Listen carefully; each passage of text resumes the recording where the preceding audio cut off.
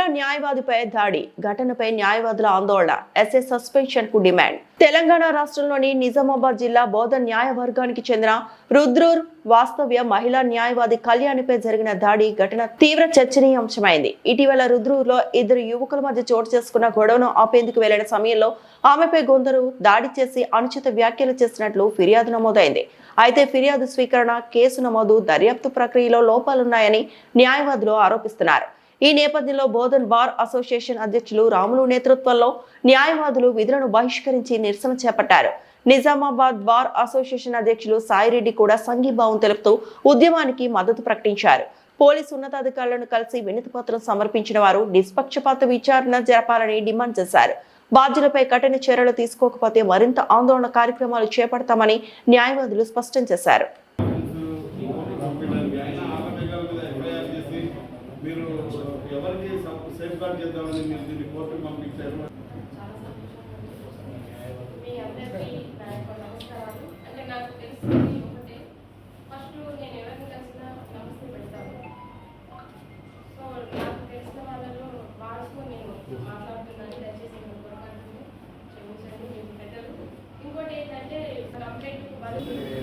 న్యాయవాదుల ఐక్యత, న్యాయవాదుల ఐక్యత. We want justice. We want justice. We want justice. We want justice. న్యాయవాదుల రక్షణ చట్టాన్ని వెంటనే, న్యాయవాదుల రక్షణ చట్టాన్ని వెంటనే. We want justice. We want justice.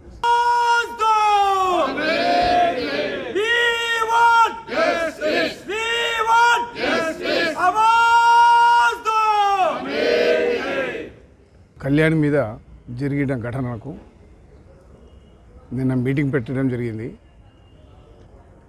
Resolution pass చేస్తూ ఏసీపీ గారి దగ్గరికి వెళ్ళడం జరిగింది. పోలీస్ స్టేషన్ రుద్రులో ఎస్ఐ గారు కానీ సిఐ గారు కానీ వాళ్ళ యొక్క ప్రవర్తన కరెక్ట్ లేక ఏసీపీ గారు వచ్చారు.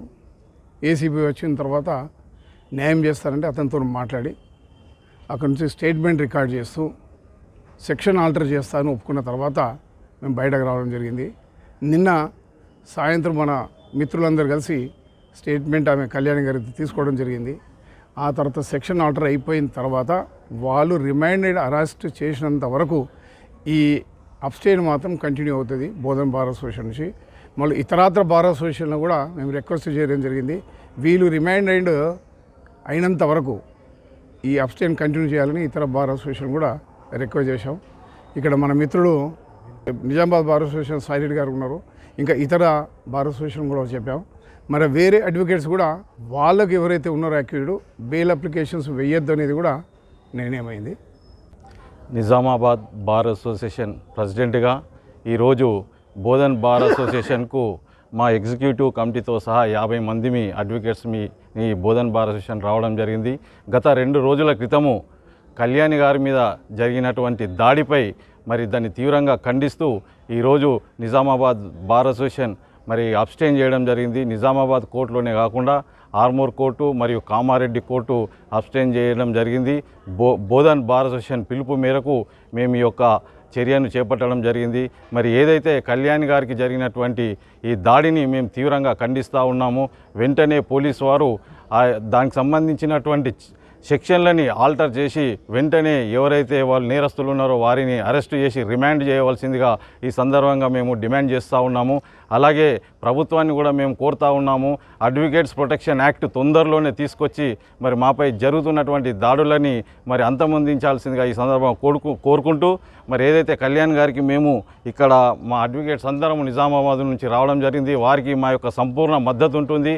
వారికి న్యాయం జరిగేంత వరకు మేము వారికి వెనుక ఉండి మేము నడిపిస్తామనేసి మేము తెలియజేసుకుంటూ మరి ఈరోజు ఏదైతే ఈ పోలీసు వారు వెంటనే మరి తగిన చర్యలు తీసుకొని మరి న్యాయం చేయాల్సి అనేసి ఈ సందర్భంగా మేము తెలియజేస్తూ ఉన్నాం. ఈరోజు బోధన్ న్యాయవాదిపై జరిగిన మహిళా న్యాయవాదిపై జరిగిన సంఘటనకు సంబంధించి వాళ్ళు ఇచ్చిన పిలుపుకు మేము నిజామాబాద్ నుంచి ఇక్కడ రావడం అనేది జరిగింది. నేను నిజామాబాద్ బార్ అసోసియేషన్ జనరల్ సెక్రటరీగా పనిచేస్తున్నాను. అయితే ముఖ్యంగా ఆమెకు సంబంధించి ఇక్కడ జరిగిన జనరల్ బాడీ మీటింగ్లో ఆమె తన జరిగిన ఎలాంటి సంఘటన వివరించడం అని తెలిపింది. ఆ సంఘటనలో ఆమె క్లియర్గా చెప్పడం ఏంటంటే ఆ నిందితులు క్లియర్గా వాళ్ళు మీరు మహిళా న్యాయవాది అని మాకు తెలుసు, మేము కోర్టుకు వస్తూ ఉంటాము, అయినా కానీ మీరు మమ్మల్ని ఏం చేస్తారు, మీరు న్యాయవాది అయితే అని చెప్పేసి నిలదీస్తూ ఆమె ముందరనే ఆయన షర్ట్ విప్పి నువ్వు ఇప్పుడు ఏం చేస్తావని ఆమెకు అసభ్యకరంగా ప్రవర్తించే విధంగా చేయడం అనేది చాలా బాధాకరమైన విషయము. అంతా చెప్పినా కానీ పోలీసు వాళ్ళు చర్య తీసుకోకుండా ఏదో నామినల్ సెక్షన్ ఇచ్చేసేసి వాళ్ళు కోర్టుకు ఎఫ్ఐఆర్ ఇమ్మీడియట్గా ఆ విషయంపై మొత్తం వివరణ కోరకుండానే వాడికి 41A ఇచ్చేసి పంపించడం అనేది జరిగినట్టు తెలిసింది. కనుక ఈ సంఘటనను మా బోధన న్యాయవాదులు కూడా ఏసీపీ గారితో చర్చించినప్పుడు ఏసీపీ గారు మొత్తాన్ని స్టేట్మెంట్ రాసుకున్నది, ఆ స్టేట్మెంట్ ప్రకారం ఎలాంటి సెక్షన్స్ అలాంటి సెక్షన్స్ నేను ఇచ్చేసి వారిని అరెస్ట్ చేసడం అని చెప్పిన తర్వాతనే మా వారు బోధనకు రావడం జరిగింది. ఆ యొక్క హామీని నెరవేర్చి ఇమ్మీడియట్గా వారిపై చర్య తీసుకొని వారిని రిమాండ్కి పంపాలని మా యొక్క మనవి.